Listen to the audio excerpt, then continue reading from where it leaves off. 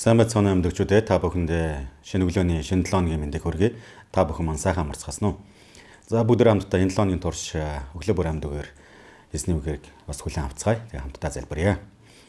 Их эзэн минь танд баярлалаа. Таны бидэнд зөвшөөрч байгаа энэ сайн цагийн төлөө танд талархаж байна.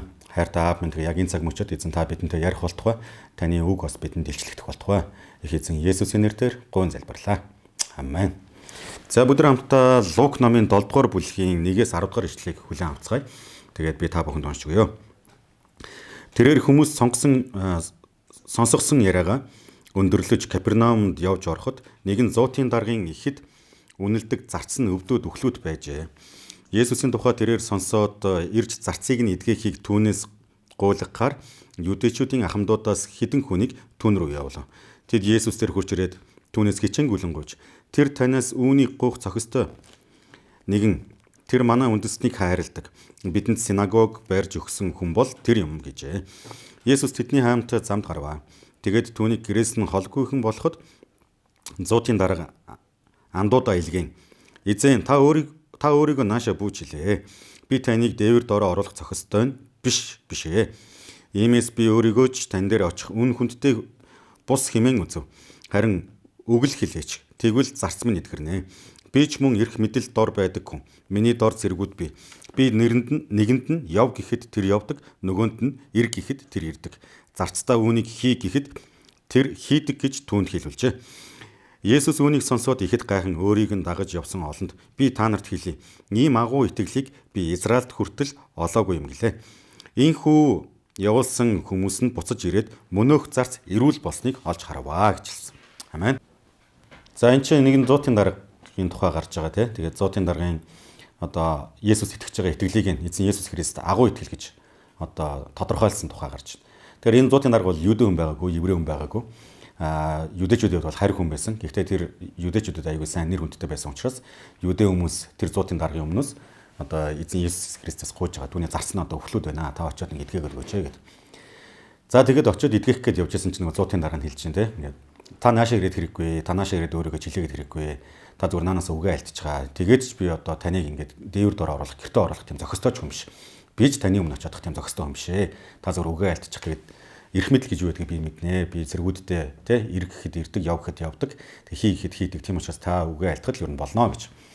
За энийг нь харсан Есүс Христос ямар агуу итгэлтэй юм бэ? Израильд би бол энэ хүн шиг ийм агуу итгэлтэй хүнийг харсангүй гэдэг.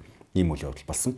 За тэр өнөөдөр бидний амьдрал дээр ч гэсэн бид нар яг Есүс Христэд итгэж байгаа итгэлээ бид нар бас эргээд нэг харцгаая тийм. Бид нар ямар итгэлээр итгэж байгаа вэ гэж. За зуутын даргаас бүгдээрээ харах юм бол зуутын даргад нэгдүгürt эзэн Есүс Христэд итгэх итгэл нь юун дээр тулгуурлаж ирсэн бэ гэхээр өөрийгөө түүний өмнө зохисгүй гэдгийг хүлээмжшүүлчихсэн. Өөрийгөө гимтэй гэдгийг хүлээмжшүүлсэн. Тэгээ өөрийгөө тийм одоо Есүстэй мөр зэрэгцээд явах үс хэмжээний тийм зохистой нэг юм биш гэдгийг хүлээмжшүүлсэн. Энэ бол түүний даруй байдал. Түүний хүндэлж байгаа хүндэл нь ингээд даруугаар ингээд илэрхийлэгдэж байгаа тийм. Тэгэхээр та бид өнөөдөр эзэн Есүс Христийн өмнө хэрэг даруй байж чадж байгаа вэ? Есүс таны хувьд хэрэг тэг хүндлийг хүлээж авсан тэр бурхан мөн байж чадж байгаа юу? Эсвэл бид нар зүгээр амьдралынхаа өдөр хоногудад те амьдралынхаа ямар нэгэн амжиргааг шийдвэрлэхийн тулд эсвэл амьдралынхаа те ямар нэгэн асуудлыг шийдвэрлэхийн тулд зүгээр Есүсээс гуйж хүсэж Есүсийн хүчийг ашиглахыг хүсэж байгаа тэр итгэлээр хандж байгаа нэг нь. Тэгэхээр үнэхээр бид нар Есүс даруугаар биширч хөндлөж чадж байгаа нэг мөн үү? Есүс бол миний те дээд эрх мэдэл бол Есүс миний аврагч, Есүс бол миний бурхан гэсэн итгэлээр яг итгэж чадж байгаа юу гэж. Тэгээ зуутын дарга бол яг энэ итгэлээр итгэжсэн. Тэгээ үүнийг нь эзэн Есүс Христ харсан байна. Дараагийнх нь одоо зуутын даргаас харах зүйл юу гэхээр та үгээ альтчихаа гэж хэлсэн. Та үгээ альтчих. Та наанаас үгээ альтчихаа гэж. Тэр энэ зуутын дарга бол эзэн Есүс Христийн үгэнд бол зөвхөн үнэмлэхүүгээр тэ бүр итгэж ирсэн гэсэн үг. Түүнээс биш ингээд Есүсийг тэ ингээд за Есүс гэж юу ямар нөхөр би нэг ихлээд хараадахыг. За нэг хүмүүсийн яриад байгаа зүйл нэг энэ үнэн байна уу үгүй байна би нэг шалгаадахыг нэг өөрийн биеэр нэг уулзаадахыг. Тэгээд нэг яриаг нэг сонсоодохыг. Тэг юу хэлэх нь үү? Энэ хүн манай зарцыг эдгэж чадах нь уу чадахгүй нь уу гэж юусэн хандаагүй байхгүй. Харин Есүсийн тэр үйлдэлсэн тэр гайхамшгууд болон Есүсийн тэр үйл хэрэгүүдийг сонсч ирсэн учраас энэ зуутын дарга Есүс бол үг нь бол хангалттай гэдэгт итгэжсэн. Тэр эн чинь юу хэлээд байна гэхээр Есүс бол бурхан бөгөөд үхлээс дээгүүрхтэй энэ өвчнөөс дээгүүрх эрх мэдэлтэй гэдгийг ойлгоход хүлээгээд авсан гэсэн. итгэж исэн гэсэн үг. Тэгэхээр биднэрт яг өнөөдөр тийм итгэл байна уу? Өнөөдөр өөрөөр хэлбэл эзэн Есүс Христийн үг та бидний амьдралыг өөрчилж чадна гэдэгт итгэж гин үү та бид? Би танаас асууя те. Ингээд Есүсийн үг таныг өөрчилнө гэдэгт та итгэж гин үү? Эсвэл та өөрөө өөрийнхөө амьдралыг өөрчилөх гэж хичээж гин үү? Эсвэл Есүс та хараахан бүрэн дүрэн ингээд итгэж чадахгүй байгаа даа. Есүсийн үгэнд те хараахан итгэж чадахгүй эргэлзээтэй амьдарч байна уу? Тэгэхээр энэ 100-ын дарга бол ерөөсөн ямар ч тийм одоо эргэлзээгүйгээр бүр ингээд 100% бүр фул ингэж бүрэн дүрэн түүний үгэнд итгэжсэн. Есүс үгээ хэлчих юм бол эдгэргээ үгээ хэлчих юм бол манай зарц эдгэрнэ гэдэгт итгэжсэн тийм итгэл байна. Тэгэхээр энэ итгэл юунаас гарч ирж байгаа гэхээр Есүсийг үнэхээр бурхан, аврагч, эдгээгч, чөлөөлөгч, Месая гэдэгт итгэжсэн тэр одоо итгэл дээр үндэслээд түүний үгэнд итгэхэд хүрч байна. Тэр өндөр та бид бас өөрсдөө ингэж эргээд харцгаа тий. Есүс та бидний амьдралд өөрийнхөө үгээр дамжуулан бидний амьдралыг өөрчилж чадна гэдэгт та итгэхийг сонгож чадчихна уу? Эсвэл амьдралын нөхцөл байдал болон нийгмийн хүчин зүйлсээс шалтгаалаад миний амьдрал яг юунаас өөрчлөгдөх вэ гэдэг Есүсийн үгнээс өөр хүчин зүйлсээс шалтгаалж байна гэж бодож байна уу?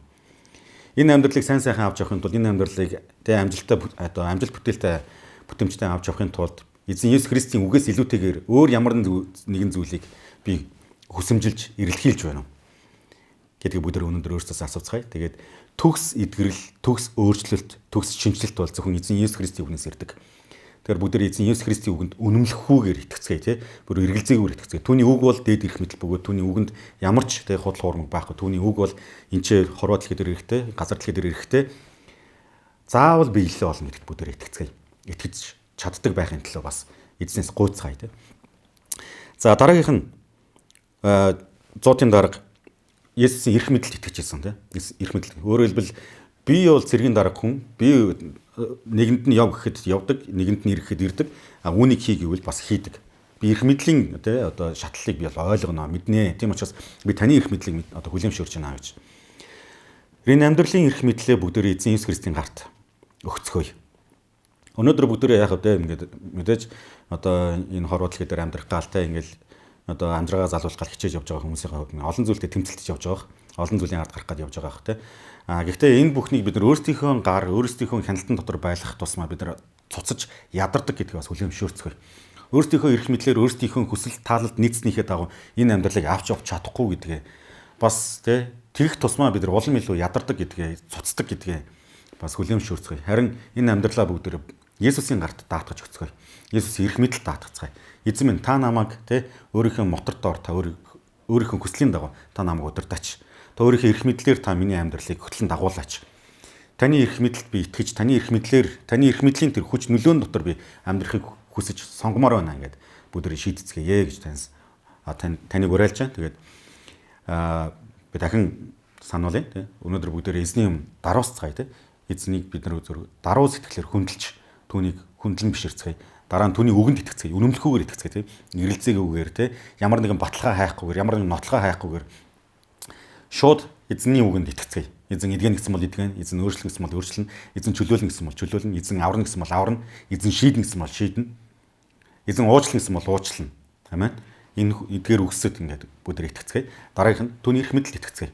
Түүний эрх мэдэл бол энэ дэлхий хорвоо дэлхий дээр байгаа юунаас ч илүүгээр дээд эрх мэдэл. Тийм учраас түүний эрх мэдэл өөрийнхөө амьдралыг даатгах гэдэг нь бол бат найдвартай. Амен. Тэгэхээр энэ өдөр та бас яг энэ гурван сэдвийн талаар бодоод залбираад эзний нэрээр гэж та бүхнийг уриалж байна. За бүгд хамтдаа залбирцгаая. Хайр та минь танд баярлалаа. Тэгээд энэ өдөр энэ цаг мөчид эзэн та бидэнд ярьж өөрийнхөө үгийг айлцсанд баярлалаа. Тэгээд бид таныхаа өмнөөс даруугаар итгэж таны хүндлэн биширч эзэн үнэхээр бид бас таны өмнө зохистой нэг юм биш байсан гэдгийг хүлээмжшүүрмээр байна. Бид гимтэй, гим нүгэлтэй гэдгийг ойлгож ухаарч тэгэх тусмаа бид таны өмнө даруусаж, таны ариун байдлыг бид бишрэн хүндэлж, дээдлж амьдрахыг хүсэж байна. Бид бас таны үгэнд итгэмээр байна эзэн минь. Эргэлзээгүйгээр итгэмээр байна. Таны үгэнд үнэмлэхгүйгээр итгэж эзэн таны хэлсэн үг нэг бүр үнэхээр төгс үнэн гэдэгт бас итгэж найдаж таны үгийн дагуу амьдрахыг сонгодог нэгэн баймаар байна. Таны үгээр өөрчлөгдмөр байна эзэн минь. Хайр та аав минь. Тэгээд эцэст нь бид бас таны эрх мэдлийг хүлээмжшөөрмөр байна. Энэ амьдралдаа бид үнэхээр таны эрх мэдэлд, таны моторт бид өөрсдийнхөө амьдралыг даатгаж сурдаг баймаар байна. Есүс эзэн энэ бүхнийг амьдрал дээр хэрэгжүүлэхэд таны ариун сүнс бидэнд туслах болтугай. Эзэн Есүсийн нэрээр гуйн залбирлаа.